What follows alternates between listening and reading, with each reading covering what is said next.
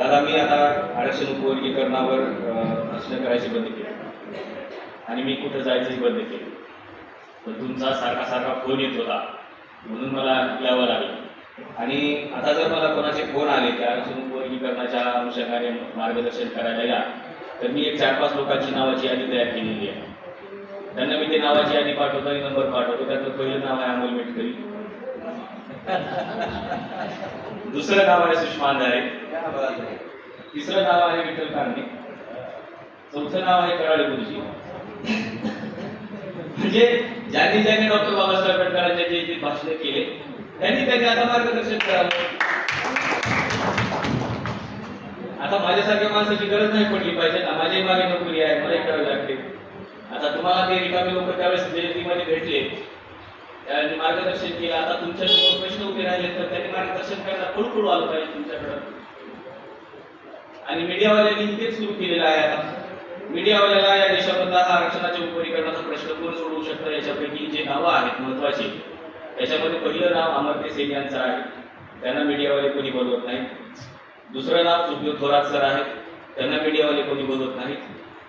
आरक्षण उपवर्गीकरणाचा प्रश्न सोडवण्यासाठी त्यांनी एक कांबळे बोलवला, चंदन शिवे. म्हणजे तुमचा प्रश्न सोडवायचा की नाही हा खरा प्रश्न आहे. आणि आपल्याला जर हा प्रश्न सोडवायचा असेल तर थोडंसं सैद्धांतिक दृष्टिकोनातून बघावं लागणार आहे. 59 जातीमध्ये कुठलीही एखादी मायक्रो जात किंवा कुठलीही एखादी मोदासारखी मोठी कम्युनिटी ती काय म्हणते याकडे कोणी लक्ष देत बसू नका. आपल्याला याकडे लक्ष द्यायचं आहे की नेमकं संविधान काय सांगणार. या जातीनं त्या जातीवर आरोप करावा, त्या जातीनं त्या जातीवर आरोप करावा आणि आपण एकमेकांचे भांडण करावे यापेक्षा त्या जातीच्या लोकांनी संविधानावरती बोलावं आणि या जातीच्या लोकांनी संविधानावरती बोलावं, तर तुमचा प्रश्न मिटू शकतो. आता आरक्षण उपवर्गीकरणाच्या अनुषंगाने आतापर्यंत जेवढी काही जागृती झालेली आहे, खरं तर मी या आरक्षणाच्या उपवर्गीकरणाच्या अनुषंगाने 2009 पासून काम करतोय. ज्यावेळेस हा प्रश्न सुरुवातीला सरकारकडे गेला आणि सरकारकडे क्रांतीवीर लहुजी साळवे मातक समाज अभ्यास आयोगाचा रिपोर्ट 2008 मध्ये सबमिट झाला. त्या अहवालामध्ये देखील त्यांनी महाराष्ट्र सरकारला आरक्षण उपवर्गीकरणाचा कायदा करा असं म्हटलेलं नाही. आता मी ते सांगणार नाही की त्यांनी काय म्हटले, कारण हे जे आंदोलन करत आहेत ना बाहेर आरक्षणाचं उपवर्गीकरण करा म्हणून, यातल्या एकाही पठ्ठ्याने हा क्रांतीवीर लहुजी साळवे मातक समाज अभ्यास आयोगाचा रिपोर्ट वाचलेला नाही हे दावा करू शकतो. आणि त्याने जर तो वाचला असता तर महाराष्ट्रामध्ये एवढे मोठे आंदोलन झाले नसते. कारण त्या रिपोर्ट मध्ये आरक्षणाच्या उपवर्गीकरणाचा कायदा करावा असं पूर्ण रिपोर्ट मध्ये म्हणजे जवळपास 350 पानाच्या रिपोर्ट मध्ये कुठेही लिहिलेलं नाही. त्यांनी वेगळीच मागणी केलेली आहे. आता मी ते आताच नाही सांगणार, कारण त्यांना अगोदर तो वाचलं पाहिजे की मी हे सांगतोय म्हणजे त्याच्यासाठी काहीतरी धोका आहे. त्यांनी तो काढून वाचून बघितला पाहिजे. आता हे जे भांडण आहे ना, हे भांडण थोडं सैद्धांतिक आहे, थोडंसं समजून घेतलं पाहिजे. मी थोडंसं लवकर सांगणार आहे, कारण त्याच्यामध्ये अनेक कायदे आहेत, अनेक निर्णय जजमेंट सुप्रीम कोर्टाने दिलेले आहेत. त्या सगळ्या निर्णयावरती, त्या सगळ्या जजमेंटवरती ऑलरेडी बोलून झालेलं आहे. सगळ्यांना ते माहिती आहे. 2004च्या निकालामध्ये काय सांगितलंय एबीसीने या केसमध्ये, त्यानंतर 2024च्या निकालामध्ये काय सांगितलं हे सगळ्यांना माहिती झालेलं आहे. पण हे भांडण थोडं सैद्धांतिक आहे आणि त्याच्यामुळे हे सैद्धांतिक भांडण थोडंसं समजून घेतलं पाहिजे. हे भांडण केव्हा सुरू झालं? हे भांडण 1975 ला सुरू झालं. आज 2026 सुरू आहे, म्हणजे जवळपास 51 वर्षानंतर हा आपण विषय चर्चेला आणलेला आहे. मी तो 1975 चा उल्लेख का करतो आहे, कारण ज्या सिद्धांतानं हे वाद लावले, हा सिद्धांत भारतात जन्मालाच आलेला नाही, तो अमेरिकेत जन्माला आला. अमेरिकेचे एक विचारवंत आहेत जॉन रॉल्स नावाचे. त्यांनी 1971 मध्ये पुस्तक लिहिलं. त्या पुस्तकाचं नाव आहे थिअरी ऑफ जस्टिस, न्यायाचा सिद्धांत नावाचं त्यांनी एक पुस्तक लिहिलं. आणि त्या पुस्तकामध्ये त्यांनी एक प्रकरण हे डिस्ट्रीब्युटिव्ह जस्टिस वरती लिहिलं, म्हणजे वितरणात्मक न्यायावरती लिहिलं. आणि त्यांनी असं सांगितलं की ज्या लोकांना न्याय मिळालेला नाही किंवा ज्या लोकांपर्यंत शासन पोहोचू शकत नाही त्यांच्यासाठी वितरणाची व्यवस्था करावी, हे त्यांनी त्या पुस्तकामध्ये 1971 ला मांडलं. आणि हे पुस्तक 1972-73 च्या आसपास जेएनयू मध्ये अभ्यासक्रमाला आलं. आणि जेएनयू मध्ये अभ्यासक्रमाला आल्यानंतर जेएनयूच्या सगळ्या प्राध्यापकांनी हे पुस्तक वाचलं आणि भारतातली गरिबी संपवण्यासाठी हे पुस्तक इथे लागू होऊ शकतं का याचा विचार सुरू झाला. 1975 ला जेएनयूच्या पॉलिटिकल सायन्सच्या अभ्यासक्रमामध्ये हे पुस्तक आलं. आणि ज्यांनी आरक्षणाच्या उपरीकरणासाठी जे अहवाल तयार केलेला आहे क्रांती लवजी साळे माता समाज अभ्यास आयोग या अहवालाचे लेखक त्यावेळेस म्हणजे 1975 ला तिथे विद्यार्थी म्हणून शिक्षण घेत होते आणि त्यांच्या अभ्यासक्रमातील पुस्तक होते. ते कुठून येते हे बघा थोडंसं मी येणार नंतर संविधानाकडे. 1975 ला याची चर्चा सुरू झाली आणि दिल्ली पासून जवळ असलेलं म्हणजे जिथून जास्त विद्यार्थी किंवा जिथून जास्त नेते हे जेएनयू मध्ये शिक्षण शिकायला जातात, जेएनयूच्या प्राध्यापकांच्या संपर्कामध्ये असतात, त्या पंजाब मध्ये ते पहिल्यांदा या पुस्तकावर आधारित हे उपरीकरण झालं. पण याच्या नंतर खरा खेळ सुरू झाला. तो खेळ असा सुरू झाला की ज्या प्राध्यापकाने ज्या जॉन रॉस नावाच्या प्राध्यापकाने हार्वर्ड युनिव्हर्सिटीमध्ये बसून पुस्तक लिहिलं, त्या हार्वर्ड युनिव्हर्सिटीमध्ये भारतातले अमर्त्य सेन नावाचे एक प्राध्यापक तिथे त्यांच्यासोबतच नोकरीला होते आणि त्यांच्यामध्ये ही चर्चा होत होती की अशा प्रकारचा वितरणात्मक न्याय जगभरामध्ये लागू करता येऊ शकतो का, जिथे न्याय आणलेला आहे त्याचा न्यायाचा प्रवाह पलीकडच्या वर्गापर्यंत घेऊन जाण्यासाठी हे सगळं करता येऊ शकतं का. आणि जर आपल्याला या जगातली गरिबी संपवायची असेल आणि एखाद्या ऑटो रिक्षाच्या पोराला म्हणजे त्यांनी याचं उदाहरण दिलं आहे त्याच्यामध्ये की एखाद्या ऑटो रिक्षाच्या पोराला जर तुम्हाला डॉक्टर करायचं असेल तर त्याच्यासाठी कुठल्या आर्थिक तरतुदी केल्या पाहिजेत आणि त्याच्यापर्यंत शासनाच्या कुठल्या योजना पोहोचल्या पाहिजेत आणि त्याचं वितरण कसं झालं पाहिजे याचा अभ्यास त्याने त्या पुस्तकामध्ये मांडला. हे मांडल्यानंतर भारताच्या संदर्भामध्ये ज्यावेळेस विचार सुरू झाला त्यावेळेस भारताच्या संदर्भामध्ये अमर्त्य सेन यांनी यावरती एक पुस्तक लिहिलं. त्या पुस्तकाचं नाव आहे the idea of justice. Amartya Sen यांनी लिहिलं थेरी ऑफ जस्टिस, जॉन रॉसनी लिहिलं थेरी ऑफ जस्टिस आणि अमर्त्य सेन यांनी लिहिलं आयडिया ऑफ जस्टिस. आणि आयडिया ऑफ जस्टिस या पुस्तकामध्ये अमर्त्य सेन यांनी थेरी ऑफ जस्टिस मध्ये जे काही सिद्धांत मांडलेला होता तो सिद्धांतच खोडून काढला आणि त्यांनी सांगितलं की जॉन रॉस ज्या पद्धतीने वितरण करायला सांगतो आहे ते वितरण चुकीचं आहे, कारण त्याच्यामुळे काही विशिष्ट वर्गाला लाभ होऊ शकतो, तो लाभ शेवटच्या घटकापर्यंत पोहोचू शकणार नाही. आणि मग जर शेवटच्या घटकापर्यंत पोहोचवायचं असेल तर काय करायला पाहिजे याचं एक उदाहरण त्यांनी या आयडिया ऑफ जस्टिस नावाच्या पुस्तकामध्ये दिलं. खरं तर हे संदर्भ तुम्हाला बाहेर कुठे मिळणार नाही. आयडिया ऑफ जस्टिस नावाच्या पुस्तकामध्ये त्यांनी एक संदर्भ दिला आणि त्यांनी सांगितलं की 3 मुलं आहेत आणि त्या 3 मुलांचं भांडण एका बासरीसाठी सुरू आहे. याच्यावरती मी एक डिटेल लेख आजच्या सम्राटमध्ये दिलेला आहे, मोठा लेख आहे, तो आज वाचून बघा. की 3 मुलं आहेत त्यांचं एक भांडण या बासरीसाठी सुरू आहे. यातल्या एका व्यक्तीने एका मुलाने ही बासरी तयार केलेली आहे, दुसऱ्या एका व्यक्तीला ही बासरी वाजवता येते आणि तिसरा एक व्यक्ती एवढा गरीब आहे की त्याच्याकडे कुठलंच संसाधन नाही. अमर्त्य जॉन रॉस यांनी सांगितलं की संसाधनाचं वितरण झालं पाहिजे म्हणजे त्याचा विकास होऊ शकतो, म्हणजे त्या ऑटो रिक्षा चालकाचा पोरगा जो आहे त्याचा मुलगा डॉक्टर होऊ शकतो. आता ही बासरी जी आहे या बासरी या तिघापैकी कोणाला द्यायची हा प्रश्न त्यांनी उपस्थित केला. संसाधनाचं जर वितरण करायचं असेल तर ही बासरी नाव ही एक संसाधन आहे आणि याचं जर वितरण करायचं असेल तर या तिघापैकी कोणाला द्यायला पाहिजे, ज्याने ही बासरी तयार केली त्याला, ज्याला ही बासरी वाजवता येते त्याला, का सगळ्यात गरीब आहे त्याला. आता रॉस सांगतो की संसाधनाचं जर वितरण तुम्हाला करायचं असेल तर ही बासरी सगळ्यात गरीब आहे त्याला दिली पाहिजे, बरोबर. पण अमर्त्य सेन असं सांगतात की तसं नाही आहे.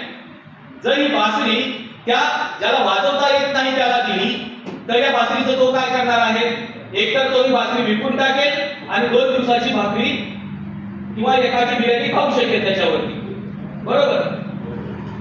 दुसरी गोष्ट, जर त्याने ही बासरी विकायची नाही ठरवली तर ती बासरी त्याच्या घरामध्ये धुळखात पडून राहील. इथे जॉन रॉसचा जो सिद्धांत आहे हा सिद्धांत संपवतो, कारण त्याने सांगितलं की त्याचं वितरण करा.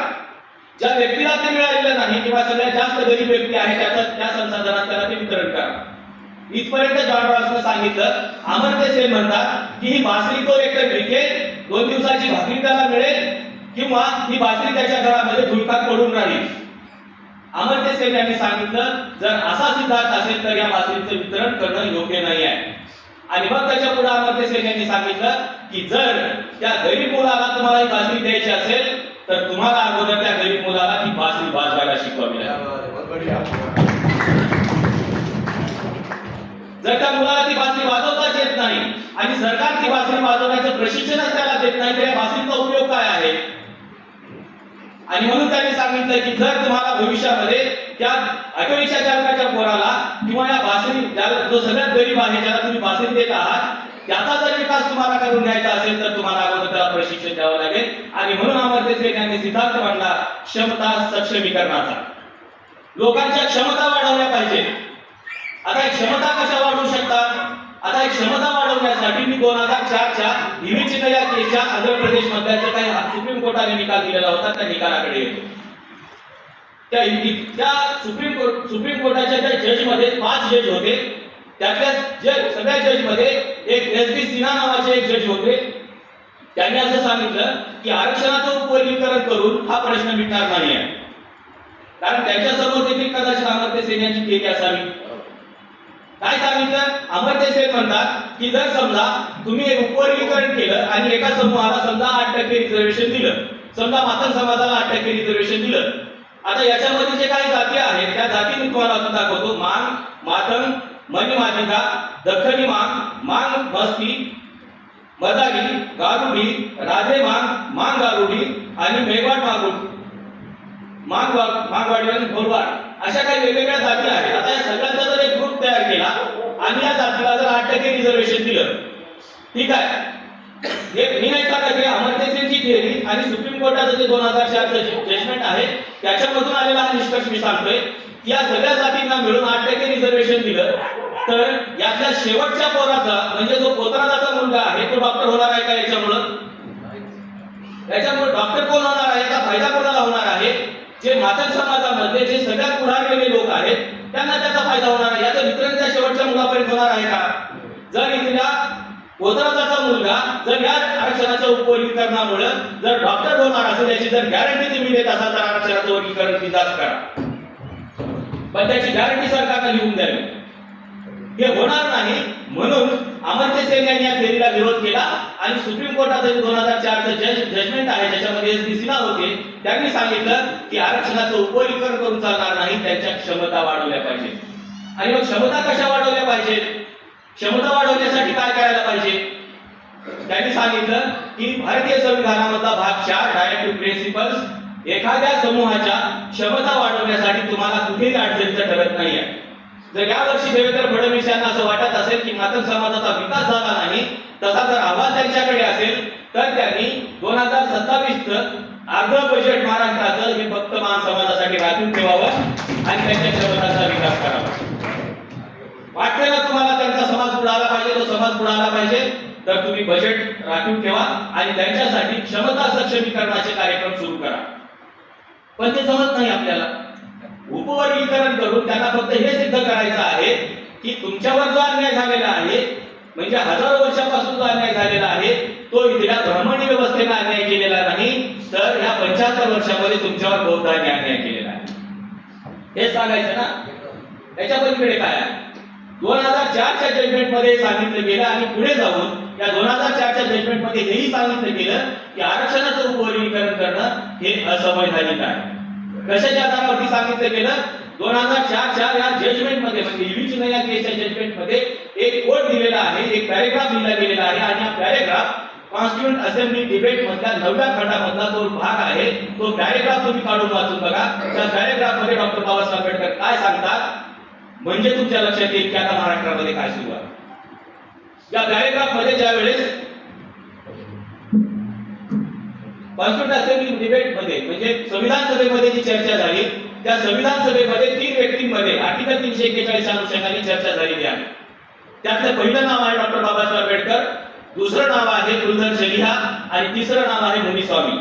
या तिघांमध्ये झालेली ही चर्चा आहे आणि या चर्चेमधला एक पॅरेग्राफ 2004 च्या हिवी चिन्नया केस मध्ये सुप्रीम कोर्टाने कोट केलेला आहे आणि त्यांनी सांगितलेलं आहे की डॉक्टर बाबासाहेब आंबेडकरांनी ज्यावेळेस हे 341 चा कलम संविधान सभेमध्ये चर्चेला आणलं त्यावेळेस कुलधर शलिहा यांनी अशी मागणी केली की सगळेच अधिकार हे केंद्राला देऊन चालणार नाही, तर यातले जे काही अधिकार आहेत ते काही अधिकार राज्याला देखील दिले पाहिजे.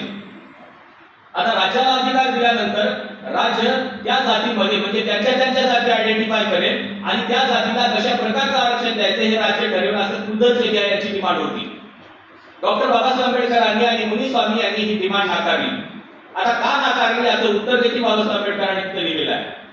बाबासाहेब आंबेडकर असं म्हणतायत की जर समजा आरक्षणाच्या उपवर्गीकरणाचे अधिकार किंवा अनुसूचित जातीच्या यादीमध्ये छेडछाड करण्याचे अधिकार किंवा अनुसूचित जातीच्या अनुषंगाने जेवढे काही अधिकार आहेत ते अधिकार जर राज्य सरकारला दिले तर राज्य सरकार निवडणुकीच्या काळामध्ये या यादीमध्ये छेडछाड करू शकतं। एखाद्या समूहाला आकर्षित करण्यासाठी त्या समूहाच्या मागण्या म्हणून अशा प्रकारची छेडछाड केली जाऊ शकते आणि याच्यामध्ये विभागणी करून एखादा समूह एखादा राजकीय पक्ष आपल्याकडे ओढण्याचा प्रयत्न करू शकतो आणि अनुसूचित जातीच्या या आरक्षणासोबत राजकारण केलं जाऊ शकतं। त्याच्यामुळं राज्यांना हे अधिकार देऊ नये हे स्पष्ट लिहिलेलं आहे डॉक्टर बाबासाहेब आंबेडकरांनी।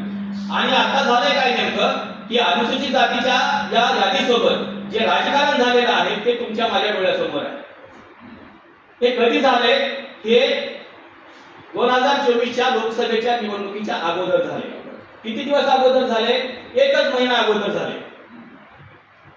तुम्ही जर देशाचे पंतप्रधान नरेंद्र मोदी यांची सिकंदराबादची जाहीर सभा काढून बघितली तर त्या सिकंदराबादच्या जाहीर सभेमध्ये नरेंद्र मोदी असं म्हणतायत त्या सभेच्या स्टेजवरती कोण होतं तर साऊथ आफ्रिका म्हणजे दक्षिण भारतामध्ये आरक्षणाच्या उपवर्गीकरणाचा लढा लढणारे जे कृष्णा मादिगा आहेत ते कृष्णा मादिगा नरेंद्र मोदी यांच्या स्टेजवर येतात। नरेंद्र मोदी आणि कृष्णा मादिगा एकमेकाच्या गळ्याला पडून रडतात आणि 30 वर्षापासून माझा संघर्ष सुरू आहे असं साकडं कृष्णा मादिगा नरेंद्र मोदी यांच्याकडे घालतात आणि नरेंद्र मोदी त्या स्टेजवर घोषणा करतात की तुमच्या 30 वर्षापूर्वीच्या लढ्याला आता यश येईल आणि मी तुमच्या आरक्षणाचं उपवर्गीकरण करून देईन। राजकारणाचा मी टप्पा सांगतो तुम्हाला। पहिला टप्पा मोदी साहेब त्यांना सांगतात लोकसभेच्या निवडणुकीच्या अगोदर दोघांमध्ये रडारडी होते, नॅशनल मीडियामध्ये ही न्यूज जाहीर होते आणि मोदी साहेब तिथे त्यांना आश्वासन देतात। खरं तर मोदी साहेबांना तिथे आश्वासन देता येत नाही कारण हे प्रकरण त्यावेळेस सुप्रीम कोर्टामध्ये होतं आणि एखादं प्रकरण ज्यावेळेस सुप्रीम कोर्टामध्ये असतं न्यायालयीन प्रक्रियेमध्ये असतं त्यावेळेस तुम्हाला मलाच काय तर इथल्या कुठल्याही देशाच्या कुठल्याही व्यक्तीला त्या सुप्रीम कोर्टात पडलेल्या प्रकरणावरती बोलता येत नाही पण त्याचा निकाल सिकंदराबाद मध्ये दिला जातो आणि त्याच्या 1 महिन्यानंतर 1 ऑगस्ट 2024 रोजी सुप्रीम कोर्टाचा निकाल येतो कारण देशाच्या पंतप्रधानांनी लोकांना आश्वासन दिलेलं आहे की आम्ही तुम्हाला उपवर्गीकरण करून देऊ। म्हणजे बाबासाहेब आंबेडकर जे कॉन्स्टिट्यूशन असेंब्ली मध्ये सांगतायत की इथं राजकारण केलं जाऊ शकतं, एखाद्या समूहाला आकर्षित करण्याचा प्रयत्न केला जाऊ शकतो, तोच प्रयत्न 2024च्या निवडणुकीच्या अगोदर झाला। आता महाराष्ट्रामध्ये हे जे काही सगळं प्रकरण सुरू झालेलं आहे हे प्रकरण 2003 मध्ये सुरू झाले म्हणजे ईव्ही चिन्ह केसचा निकाल येण्याच्या अगोदर आपल्याकडे याची समिती बसवली गेली। या समितीने 2008 मध्ये त्याचा अहवाल दिला म्हणजे क्रांतीवीर लहुजी साळवे मातंग समाज अभ्यास आयोगाचा रिपोर्ट दिला। त्या रिपोर्ट मध्ये त्यांनी या सगळ्या मागण्या केल्या पण आता हा जो आयोग होता हा आयोग घटनात्मक नव्हता हे स्पष्ट आहे कारण घटनात्मक जर असेल तर या आयोगामध्ये एखादा सदस्य हा अनुसूचित जाती जमाती आयोगाचा असला पाहिजे किंवा अनुसूचित जाती जमाती आयोगाची या आयोगाला मान्यता असली पाहिजे पण ही मान्यताच नव्हती। हे आयोग कशासाठी नेमलेला होता की मातंग समाजाच्या सामाजिक राजकीय आणि शैक्षणिक जो काही स्थिती आहे त्याचा अभ्यास करण्यासाठी कारण त्याच्यावरती एक नवी पॉलिसी तयार करता यावी आणि त्या समाजाचा विकास करता यावा यासाठी हा आयोग स्थापन करण्यात आलेला होता। पण या आयोगाने काय मागणी केली की बौद्धांनी आरक्षणाचा सगळ्यात जास्त लाभ घेतलेला आहे। याच्या पुढे जाऊन हा आयोगाचा रिपोर्ट 2008 मध्ये महाराष्ट्र सरकारकडे सबमिट झाला। त्यानंतर 2009 मध्ये महाराष्ट्र सरकारने हा जो अहवाल आहे हा अहवाल त्या कार्यालयाच्या सचिवांकडे पाठवलेला होता। म्हणजे झालं काय नेमकं की 2008 मध्ये क्रांतीवीर लहुजी साळवे मातंग समाज अभ्यास आयोगाच्या माध्यमातून 2 अहवाल सादर झाले। हा एक अहवाल नाही आहे दादा, हे 2 अहवाल आहेत। याच्यामध्ये उपाध्यक्षांच्या आणि सदस्यांच्या सहीचा एक अहवाल आहे आणि एक अहवाल अध्यक्षांच्या आणि सदस्य सचिवांच्या सहीचा अहवाल आहे कारण या आयोगामध्ये खूप पडलेली होती। या दोन्ही अहवालाला सरकारने एकत्र केलं आणि हा अहवाल अनुसूचित जाती जमाती आयोगाकडे पाठवला। त्यांना सांगितलं की या अहवालावरती तुमचा अभिप्राय द्या। दुसरी महत्त्वाची गोष्ट म्हणजे त्यावेळेस सरकारने केली की हा अहवाल ज्या मागण्या त्याच्यामध्ये होत्या त्या मागण्या वर्ग करण्यात आल्या म्हणजे त्याची वर्गवारी करण्यात आली आणि यातल्या ज्या काही मागण्या होत्या त्या मागण्या त्या खात्याकडे पाठवून देण्यात आल्या। म्हणजे समजा काही कृषी खात्याच्या असतील त्यांच्याकडे काही मागण्या दिल्या, सामाजिक न्याय विभागाच्या असतील त्यांच्याकडे काही दिल्या, आरोग्य विभागाच्या असतील त्यांच्याकडे काही दिल्या, पर्यटन विभागाच्या असतील त्यांच्याकडे काही दिल्या आणि त्या सचिवांना सांगितलं की याच्यावर तुमचा अभिप्राय द्या। सचिवांनी अनुसूचित जाती जमाती आयोगाने या सगळ्यांनी याचा अभ्यास केला आणि आपापले अभिप्राय हे सरकारकडे सादर केले। अभिप्राय आल्यानंतर सरकारच्या मंत्रिमंडळाच्या बैठकीमध्ये हे दोन्ही अहवाल आले. या दोन्ही अहवालानंतर या सगळ्या लोकांनी जे सचिवांनी आणि अनुसूचित जाती समाज आयोगाने जो रिपोर्ट अभिप्राय दिलेला होता तो अभिप्राय मंत्रिमंडळाच्या बैठकीमध्ये आणला गेला आणि मंत्रिमंडळाच्या बैठकीमध्ये याच्यावरती चर्चा झाली. आणि चर्चेनंतर 31 डिसेंबर 2011 रोजी महाराष्ट्र सरकारच्या मंत्रिमंडळाने एक जी आर काढला. तो जी आर आणखी देखील वेबसाईटवरती आहे. त्या जी आर मध्ये स्पष्टपणाने असं लिहिलं, कारण जे अभिप्राय आलेले होते ते अभिप्राय लक्षात घेऊन असं लिहिलं गेलं की या शिफारशीपैकी म्हणजे क्रांतीवीर लहुजी साळवे मातक समाज अभ्यास आयोगाच्या शिफारशीपैकी 25 शिफारशीवरती सरकारने ऑलरेडी काम सुरू केलेलं आहे असं सांगितलं गेलं. दुसरी महत्त्वाची गोष्ट म्हणजे यातल्या 29 शिफारशीवरती भविष्यामध्ये काम करू असं सांगितलं गेलं. यातल्या 14 शिफारशी अधिक आर्थिक भाराच्या आहेत, तेवढं बजेट आपण देऊ शकत नाही हे सांगितलं गेलं. त्या 14 शिफारशीवर आता कोणी बोलत नाही आणि सरकारला विचारत नाही की त्याच्यासाठी आम्हाला बजेट द्या. 14 शिफारशी पुन्हा आणखी अशा होत्या ज्या असंवैधानिक आहेत असं सरकारनं सांगितलं. कशाच्या आधारावरती? त्या सचिवांनी दिलेल्या अभिप्रायाच्या आधारावरती आणि अनुसूचित जाती जमाती आयोगाच्या अभिप्रायाच्या आधारावरती. आणि हा अहवाल तिथेच क्लोज झाला. पण राजकारण करायचंय, समूह आकर्षित करायचे आणि त्याच्यामुळे हे सगळं भांडण पुन्हा सुरू झालं. आणि मग या सगळ्या गोष्टी ज्यावेळेस सरकार सांगते, एखाद्या देशाचा पंतप्रधान सांगतोय की आम्हाला उपवर्गीकरण करायचंय, याचा अर्थ असा आहे की सुप्रीम कोर्टाला जजमेंट तसंच द्यावं लागेल. 2024 मध्ये तशाच प्रकारचं जजमेंट दिलं गेलं आणि मग आपल्यामध्ये हे वाद सुरू झाले. आणि सुप्रीम कोर्टाने जे जजमेंट दिलं त्याच्यामध्ये काय सांगितलं की अनुसूचित जाती हा समूह जो आहे हा होमोजेनियस आहे का हेट्रोजेनियस आहे? सुप्रीम कोर्टाने काय सांगितलं? हेट्रोजेनियस आहे. आणि क्रांतीवीर लहुजी साळवे मातक समाज अभ्यास आयोगाच्या अहवालामध्ये काय दिले माहिती आहे की अनुसूचित जाती समूह हा होमोजेनियस आहे. हे मातक समाजाच्या या क्रांतीवीर लहुजी साळवे मातक समाजाच्या अहवालामध्ये सांगितले की आम्ही होमोजेनियस आहोत आणि सुप्रीम कोर्ट सांगते की नाही, म्हणजे अभ्यासकांनी लिहिलेल्या अहवालावरती सांगायचे की तुम्ही हेट्रोजेनियस आहे. कशाच्या आधारावरती सांगायचं? तुम्ही डीएनए तपासला? कशाच्या आधारावरती सांगितलं? अरे मातक समाजाच्या अभ्यास आयोगामध्ये असलेले अभ्यासक लोक सांगतायत की आम्ही होमोजेनियस आहोत, तुम्ही कशाच्या आधारावरती सांगताय हेट्रोजेनियस आहे? त्याच्यामुळे हे जे सगळं प्रकरण सुरू आहे हे सगळी भूमिका ही राजकीय स्वरूपाची भूमिका आहे. आणि त्याच्यामुळे आरक्षण उपवर्गीकरणाचा जो प्रश्न आहे या उपवर्गीकरणामुळे आपलं काही भलं होणार आहे असं अजिबात नाही आहे. कारण याच्या पुढे जाऊन काय व्हायला लागलं होतं माहिती आता देशभरामध्ये. आता कदाचित त्या गोष्टी तुम्हाला आवडणार नाही, कारण आंबेडकरी चळवळीमधल्या लोकांनी देखील त्या गोष्टीकडे थोडंसं डीप मध्ये जाऊन बघितलेलं नाही. हे का होत होतं? कारण जागतिक स्तरावरती 2007 पासून काय झालेलं आहे माहितीये तुम्हाला? दलित सॉलिडॅरिटी नेटवर्क नावाचं एक नेटवर्क उभं राहिलेलं आहे आणि त्यांनी सगळ्या देशामध्ये त्यांची कार्यालये स्थापन केलेली आहे. तुम्ही वेबसाईटला जाऊन बघा, दलित सॉलिडॅरिटी नेटवर्क एवढं जरी तुम्ही टाकला तरी तुम्हाला त्याचा डेटा पूर्ण मिळून जाईल. त्यांनी जगभरातल्या दलित समूहाचा डेटा एकत्र केला आणि जगभरातल्या दलितांना त्यांनी एकत्र करण्याचा प्रयत्न सुरू केला आणि जगभरातल्या दलितांचं ऐक्य त्यांनी निर्माण करण्याचा प्रयत्न केला. ते ब्रिटिश पार्लमेंटमध्ये देखील त्यांनी अनेक कायदे आतापर्यंत पास करून घेतले. कशाच्या आधारावरती? कारण त्यांनी सांगितले की जागतिक स्तरावरती हा प्रश्न निर्माण झालेला आहे ग्लोबलायझेशन नंतर, म्हणजे 1990 नंतर ज्यावेळेस जागतिकीकरण झालं. आणि त्याच दरम्यान 2007 मध्ये ज्यावेळेस ब्रिटिश पार्लमेंटमध्ये दलित सॉलिडॅरिटी नेटवर्क हे खासगी क्षेत्रामध्ये आरक्षणासाठी भांडत होतं, त्यावेळेस आपल्याकडे थोडासा वेगळा गोंधळ सुरू झाला. काय केलं दलित सॉलिडॅरिटी नेटवर्कनं? ब्रिटिश पार्लमेंटमध्ये एका विषयावरती चर्चा घडून आली आणि त्यांनी सांगितलं की जे खासगी क्षेत्र आहे त्या खासगी क्षेत्रामध्ये आता दलितांना राखीव जागा असल्या पाहिजे. आणि त्यांनी इंटरनॅशनल प्रिन्सिपल्स तयार केले. कारण तुम्ही जर एखाद्या ग्लोबलायझेशनचा भाग आहात तर तुमच्या कंपन्यांमध्ये देखील, म्हणजे इथल्या अदानीला देखील तुम्हाला मला त्यांच्या कंपनीमध्ये आरक्षण द्यावं लागणार होतं.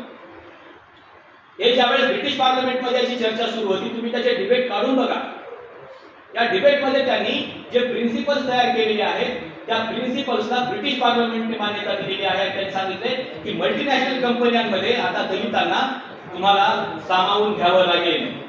ती कुठल्याही स्वरूपामध्ये असेल, त्यांच्यासोबत भेदभाव होणार नाही याची गॅरंटी तुम्हाला द्यावी लागेल. त्याचा अहवाल दरवर्षी तुम्हाला ब्रिटिश पार्लमेंटला सादर करावा लागेल. हे प्रिन्सिपल्स त्यांनी तयार केले आणि त्या प्रिन्सिपल्सला ब्रिटिश पार्लमेंटने आणि दलित सॉलिडॅरिटी नेटवर्कने नाव दिले द आंबेडकर प्रिन्सिपल्स. हे ज्यावेळेस ब्रिटिश पार्लमेंटमध्ये घडत होतं त्यावेळेस इथल्या अशाच एका वर्गाने ज्यांनी ही सगळी फूस आता जी सुरू आहे की उपवर्गीकरण करा हे जे सुरू आहे एखाद्या RSS नावाच्या एखाद्या संघटनेकडून, त्यातल्याच एखाद्या आपल्याच कार्यकर्त्याने म्हणजे त्यातल्या RSS मध्ये काम करणाऱ्या एका कार्यकर्त्याने मध्य प्रदेश हायकोर्टामध्ये याचिका दाखल केली आणि त्यांनी सांगितलं की आम्हाला आता दलित म्हणायचं. हे भयानक षडयंत्र आहे. कारण तुम्ही एका इंटरनॅशनल दलित सॉलिडॅरिटी नेटवर्कचे भाग होणार होता आणि तुमचं आंदोलन हे जागतिक स्तरावरती जाणार होतं. कारण त्याच कालखंडामध्ये भविष्यात खैरलांची प्रकरणाची चर्चा ब्रिटिश पार्लमेंटमध्ये होत होती. हे प्रकरण दलितांची बाहेर जाऊ नयेत म्हणून इथल्या लोकांना दलित म्हणायचंच नाही असा मध्य प्रदेश हायकोर्टाने निकाल दिला आणि तेव्हापासून आपल्याकडे एकाही अन्याय अत्याचाराची भानगड हे ब्रिटिश पार्लमेंटमध्ये चर्चेला गेली नाही. कारण दलितावर अन्याय झाला हे सिद्धच होत नाहीये. अन्याय कोणावर होतोय? अन्याय मातंगावर होतोय, अन्याय बौद्धावर होतोय, अन्याय चांभारावर होतोय, अन्याय ढोरावर होतोय, अन्याय दलितावर होतच नाही. कारण दलित शब्दाला सुप्रीम हायकोर्टाने नामंजूर केलेला आहे आणि म्हणून हा शब्द घेऊन या देशामधलं कुठलंही प्रकरण आता जागतिक स्तरावरती किंवा न्यूजमध्ये चर्चेला जात नाही. हे षडयंत्र आहे. आणि आपण ज्यावेळेस एक व्हायला लागलो, आता एक कधी होत होतो, तुम्ही जर 2014 ची निवडणूक काढून बघितली किंवा 2019 किंवा 2024 ची निवडणूक काढून बघितली तर या देशामध्ये जे बाळासाहेब आंबेडकरांनी जे राजकीय पक्ष सुरू केला त्यांनी ज्या वेळेस निवडणुकांची तिकीट वाटप करायला सुरुवात केली त्यावेळेस त्याच्या मायक्रो जातींना त्यांनी सीट द्यायला सुरुवात केली. म्हणजे लातूर मधून राम गारकर नावाच्या एखाद्या मातंग समाजाला जर लोकसभेचं तिकीट दिलं जात असेल तर हे धोक्याचं आहे. हे ज्यावेळेस लोकांच्या लक्षात यायला लागलं त्यावेळेस त्यांनी सांगितलं की नाही नाही नाही नाही आता बाळासाहेब आंबेडकरांच्या पाठीमागे मातंग समाज नसलाच पाहिजे याची काळजी. हे राजकीय षडयंत्र आहे. आणि म्हणून डॉक्टर बाबासाहेब आंबेडकरांनी आर्टिकल 341 वर चर्चा करत असताना सांगितलं की इथे तुमच्यासोबत राजकारण होऊ शकते, तुम्हाला सावध राहावं लागेल. आणि म्हणून जे लोक आता या आरक्षणाच्या उपवर्गीकरणाच्या बाजूने आणि विरोधामध्ये भांडतायत म्हणजे दोघे एकमेकाच्या बाजूने विरोधामध्ये उभे राहिलेले आहेत ते हे विसरून गेले की 2500 वर्षापासून जो समूह आपल्या सोबत अन्याय करत होता ते सगळे विसरून गेले. आता फक्त एवढंच वाटायला लागले की बौद्धांचा मातंगावर बौद्धांनी अन्याय केला आणि बौद्धांनी मातंगावर अन्याय. शत्रूच संपलाय आपला जुना.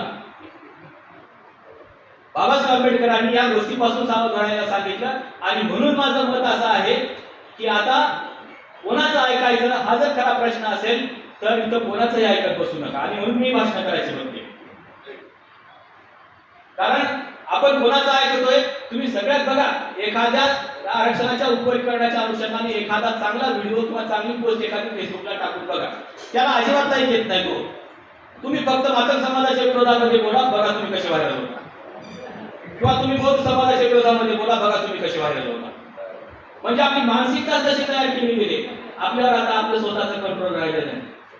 हे सांगतात की तुम्ही काय शेअर करायचंय आणि ते सांगतात की तुम्ही कशाला लाईक करायचंय. त्याच्यामुळं तुम्ही दोन्ही बाजूची भाषण काढून बघा.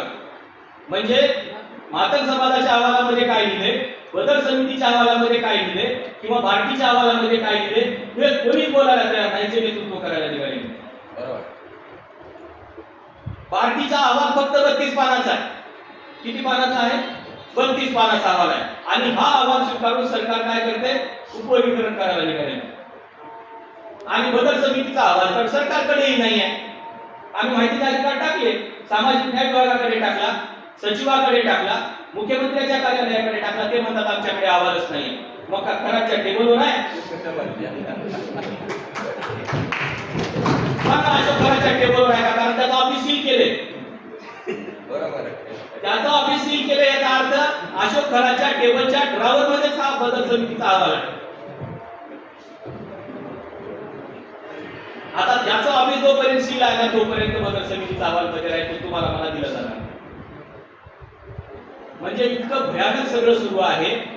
आणि म्हणून मी तुम्हाला सांगतोय की जेवढं काही आहे हा सैद्धांतिक लढा आहे. हा मातंग समाजाच्या विरोधातलाही लढा नाही आहे, हा बौद्ध समाजाच्या विरोधातलाही लढा नाही आहे.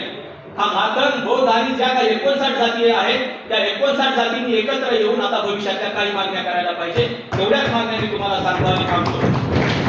आता याची पहिली मागणी जी इथल्या व्यवस्थेला धक्का देऊ शकते, याची पहिली मागणी ही करा की इथल्या सहकार क्षेत्रामध्ये अनुसूचित जातीच्या 59 जातीला आरक्षण असलं पाहिजे. इथल्या साखर कारखान्यामध्ये तुम्हाला मला रिझर्वेशन असलं पाहिजे. त्या साखर कारखान्यामध्ये अनुसूचित जातीचा शेअर असला पाहिजे. एक दुसरी महत्त्वाची गोष्ट म्हणजे इथे जेवढ्या काही कंपन्यांचं सरकार आर्थिक नुकसान झाले म्हणून त्यांची कर्जमाफी करतं, मग ते अंबानी असेल, अदानी असेल की कोणी असेल, त्यांना जर सरकारचा निधी जात असेल तर त्या प्रत्येक कंपनीमध्ये अनुसूचित जातीला खाजगी क्षेत्रामध्ये आरक्षण असलं पाहिजे. या 59 जातींनी मागण्या करायच्या आहे. दुसरी महत्त्वाची गोष्ट म्हणजे मागच्या 75 वर्षामध्ये जेव्हापासून संविधान स्वीकारलं गेलं तेव्हापासून अनुसूचित जातीच्या आरक्षणाचं अंमलबजावणी किती झालेली आहे याची श्वेतपत्रिका सरकारनं काढावी आणि आम्हाला सांगावं की या देशामध्ये अनुसूचित जातीचे किती अधिकारी झाले आणि याची तुलना मातंगाची बौद्धासोबत करू नये. अनुसूचित जातीतल्या 59 जातींच्या अधिकाऱ्यांची तुलना ब्राह्मणांच्या अधिकाऱ्यांसोबत करावी की त्यांचे किती अधिकारी. दुसरी महत्त्वाची गोष्ट म्हणजे जर तुम्हाला असं वाटत असेल की अनुसूचित जातीमधल्या काही जातींचा विकास झाला नाही, त्यांचा शैक्षणिक विकास झाला नाही, तर अशा सगळ्याच जात समूहासाठी स्वतंत्र या महाराष्ट्रामध्ये इंटरनॅशनल सीबीएसई स्कूल सरकारनं स्थापन करावे आणि इथल्या ज्या कोत्रादाची मुलं आहेत ज्यांचा विकास झाला नाही तुम्हाला असं वाटतंय त्या सगळ्या मुलांना ज्यांच्या घरातलं एकही व्यक्ती आरक्षणामध्ये आला नाही किंवा त्यांनी आरक्षणाचा लाभ घेतला नाही अशा कुटुंबाला सरकारनं आयडेंटिफाय करावं या जनगणनेमध्ये आणि त्यातल्या प्रत्येक मुलाला सरकारनं दत्तक घ्यावं.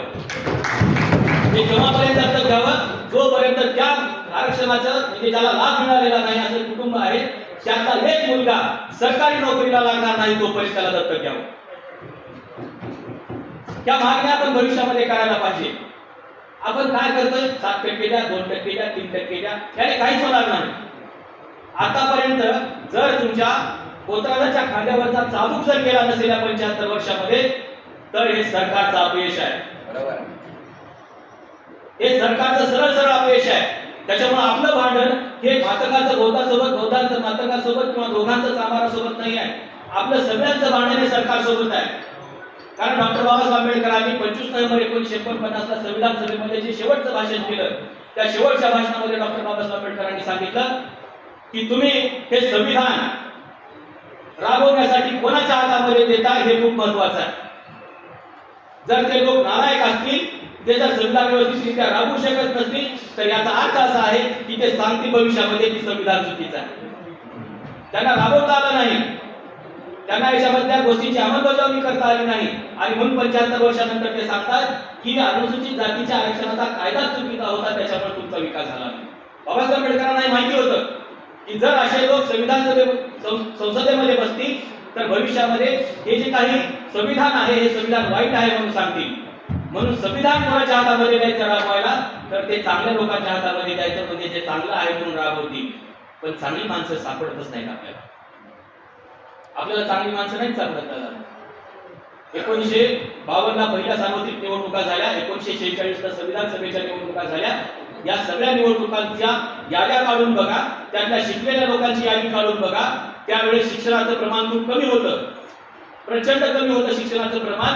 पण लोकांनी डॉक्टर बाबासाहेब आंबेडकर नावाच्या सुशिक्षित आणि उच्च शिक्षित उच्च विभाग घोषित माणसाला भारताचं संविधान लिहिण्याचं काम दिलं. म्हणजे लोक अडाणी होते पण 96 बॅरिस्टर लोक हे संविधान सभेमध्ये होते. आता लोक सुशिक्षित झाले, संविधान संसदेमध्ये कोण बसले ज्याच्या एकाच्याही डिग्रीचा पत्ता नाही आणि तुम्ही त्यांच्याकडे मागण्या करताय. आपण हे ठरवलं पाहिजे की जर या देशामध्ये 59 जातीची लोकसंख्या जर गृहीत धरली आणि जर ओबीसी वर्ग जर गृहीत धरला तर या देशामध्ये कायमची सत्ता इथल्या ओबीसीची आणि एससीची राहू शकते, कायम सत्ता राहू शकते. पण आपल्या लक्षातच येत नाही की आम्हाला कधी फोडलं जाते. आमच्या घराच्या पाठीमागून एक जण पैसे द्यायला येतो निवडणुकीच्या काळात आणि घराच्या पुढून एक जण पैसे द्यायला येतो. नवरा घराच्या दारात थांबतो पैसे घ्यायला आणि बायको घराच्या पाठीमागे थांबते पैसे घ्यायला. मग कशी सत्ता येणार? आता इथेच अवस्था आहे. म्हणून आपण हे जे काही षडयंत्र रचले जात आहेत हे षडयंत्र समजून घेतले पाहिजे. आणि भविष्यामध्ये आपण आपल्या मुलांचं जर खरंच भविष्य घडवणार असेल तर आपण या गोष्टीपासून सावध राहायला पाहिजे. आपल्या मागण्या काय असल्या पाहिजे लक्षात घेतलं पाहिजे. आणि त्याच्या पुढे जाऊन मी शेवटची गोष्ट तुम्हाला सांगतो की 1990ला या देशातलं आरक्षण संपलेलं आहे. जागतिकीकरण झालं, आरक्षण संपलं. म्हणून मी तुम्हाला सहकार क्षेत्रातलं खाजगी क्षेत्रामध्ये आपल्यासाठी राखीव जागा असल्या पाहिजे त्याची डिमांड मी तुम्हाला केली. आपल्या प्रश्नासाठी तिथं कोणी भांडत नाही, लक्षात घ्या. आणि म्हणून मी तुम्हाला सांगतोय की भविष्यामध्ये या तर सगळ्या मागण्या आपण केल्याच पाहिजे. पण आता जेवढे काही सुशिक्षित लोक आहेत, माझ्यासारखे प्राध्यापक लोक आहेत, त्यांनी एक निश्चितपणाने ठरवलं पाहिजे, आपणच ठरवलं पाहिजे तर आपल्या बांधवाचा विकास होऊ शकतो. आपण हे ठरवलं पाहिजे की माझा मुलगा भविष्यामध्ये आरक्षणामधून कुठलाही फॉर्म भरणार नाही, तो थेट ओपन कॅटेगरीमधून फाईट करेल.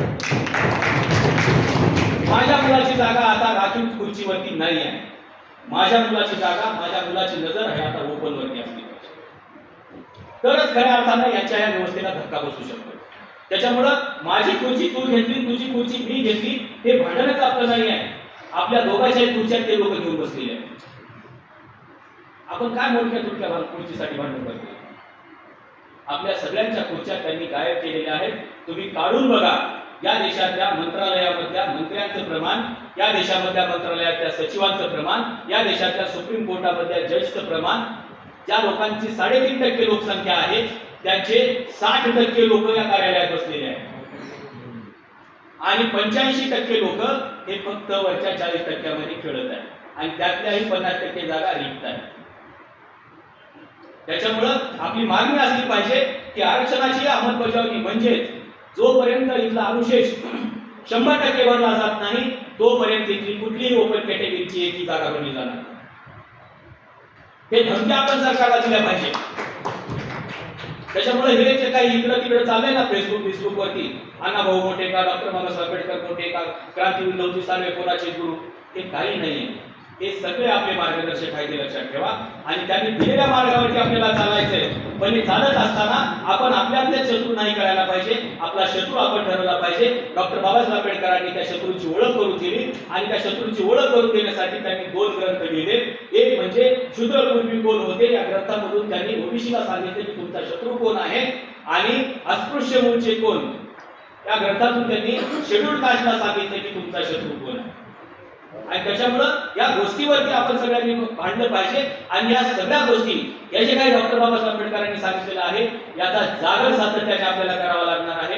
इथे कुठलाही अमोल मिटकरी, कुठलाही कांगणे, कुठलाही कराळे मास्तर आणि कुठलाही चंदन सिवे तुम्हाला हे संदर्भ सांगायला येणार नाही, कारण त्यांना हे माहित असतं आणि तुम्ही त्यांना ऐकत आहे. त्याच्यामुळे माझे चॅलेंज आहे भविष्यामध्ये. माझं मागच्या वेळेस देखील वाद झाले दादा.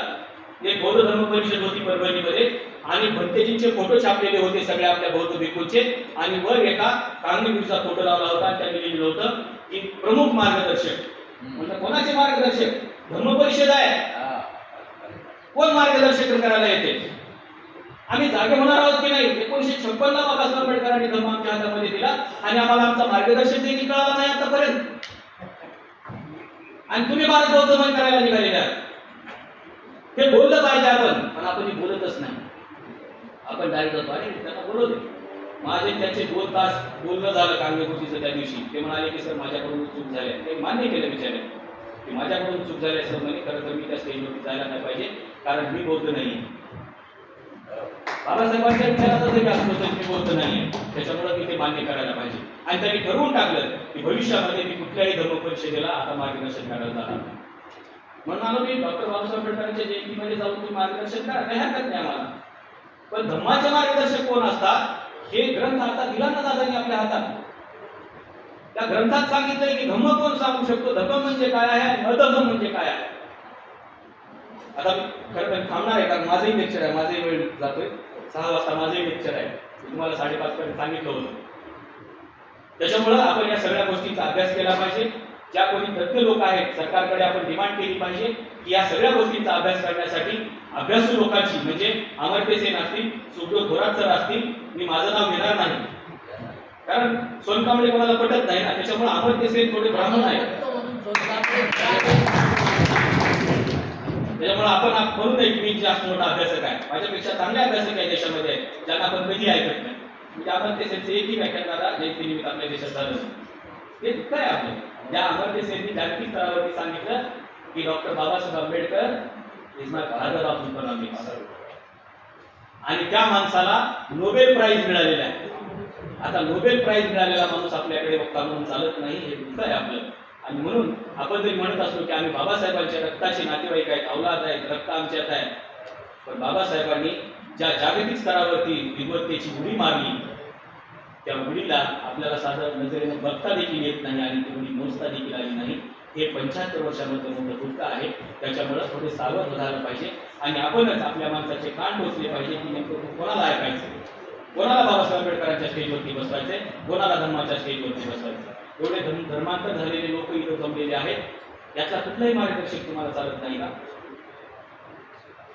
आणि म्हणून आपणच आपल्या लेकरांची काळजी घेऊ शकतो. हे परके बघून आपल्या लेकरांची काळजी घेणार नाही, लक्षात घ्या. आणि त्याच्यामुळं थोडंसं सावध होऊन अभ्यासपूर्ण जेवढे काही सिद्धांत आहेत तेवढे समजून घेतले पाहिजे आणि आरक्षणाच्या उपयोगीकरणावर तोडगा काढला पाहिजे. रस्त्यावर याचा तोडगा निघेल, ते सरकारवर दबाव म्हणून मोर्चा आंदोलन सगळं गरजेचंच आहे, पण सैद्धांतिक दृष्टिकोनातून सरकारला आपल्याला याला पर्याय देखील देता आला पाहिजे. फक्त रद्द करा म्हणून चालणार नाही. तर हे धोक्याचं काय आहे, हे कसं धोक्याचं आहे आणि याचे परिणाम काय होऊ शकतात हे सरकारला आपल्याला सांगता देखील आलं पाहिजे. आणि म्हणून आपण सगळ्यांनी अभ्यास केला पाहिजे आणि अभ्यासपूर्ण जेवढे काही सिद्धांत या अनुषंगाने आहेत ते तपासून बघितले पाहिजे. माझं काम तर मी सातत्याने करत आहे. आपण किती वाचायचं काय नाही हे तुम्ही ठरवा. माझं याच्यावरती आर्टिकल 15 नावाचं एक पुस्तक देखील आता आलेलं आहे, तेही वाचा आणि आज सम्राटमध्ये तो लेख लिहिलेला आहे तो वाचा, त्याच्यावरती चिंतन करा. या ठिकाणी सगळेच संदर्भ मला बोलता आलेले नाही, बराचसा वेळ गेलेला आहे, कारण मी तुम्हाला सांगितलं की 2009 पासून मी या सगळ्या प्रक्रियेमध्ये आहे. त्याच्यामधलं एक ना एक बारकाईनं मी एक मुद्दा अभ्यासलेला आहे. त्याच्यामुळं या सगळ्या गोष्टी तुम्हाला सांगितलं. शेवटचं एवढंच सांगतो की या सगळे जेवढे काही संदर्भ दिलेले आहेत हे सगळे संदर्भ माझ्या वाचनामधले आहेत. कुठल्याही फेसबुकवरचे, कुठल्याही व्हॉट्सअपवरचे, या कुठल्याही विद्यापीठातले, अशा फालतू विद्यापीठातले नाही आहेत. हे सगळे संदर्भ मी वाचलेले आहेत, कारण मी जागतिक स्तरावरती ज्या माणसाचं नाव आहे डॉक्टर बाबासाहेब आंबेडकर त्यांच्या विद्यापीठाचा मी विद्यार्थी आहे.